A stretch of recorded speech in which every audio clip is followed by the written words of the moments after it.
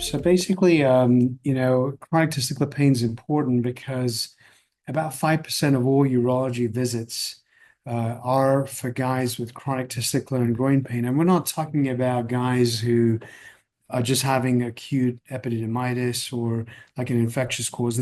This is pain where you've treated that and they're having persistent pain. They feel like they've been kind of kicked in the nuts or so. So we think it's more nerve related. And my talk was basically outlining some information that we have now. There's some new guidelines coming out from the AUA on addressing pelvic pain. And so a lot of these concepts are going to be incorporated in those guidelines. And a lot of it stems from some of the initial work we did. We did a study where we took about 50, 60 guys who had pain like this, compared them to normal healthy controls. We did biopsies on their spermatic cord.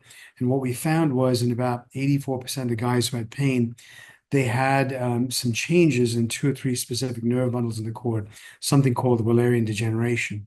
So in healthy normals, we saw this only about 20%. So it's the first paper that shows that these men are not crazy and there's something structurally different about guys who have pain like this versus those that don't. And so we've developed an algorithm where we treat these nerves. We start with, obviously conservative measures first with pain meds, nerve reducing medications, anti-inflammatories, pelvic floor therapy. But if they fail all the conservative treatment options, there are some surgical options. If they respond to targeted blocks and get temporary relief with the blocks, then we can do procedures like targeted denervation of the spermatic cord, targeted perispermatic cord cryoablation in the office, Botox injections. And if all these fail, we could even do removal of the testicle. However, we kind of leave that as a last resort.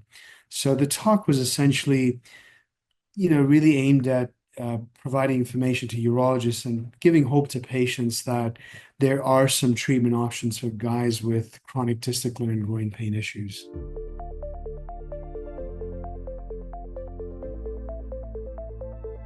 Initially, we would try medications like anti-inflammatories, antibiotics, get some baseline imaging like a scrotal ultrasound to make sure there's the structural abnormalities, and getting a CT scan to make sure there's no referred pain, from a kidney stone or something else like that. But if all of that workup's negative and they're failing conservative treatment options, then I'd probably recommend referring to a tertiary center that does these kind of procedures, so that we can provide some relief to these patients.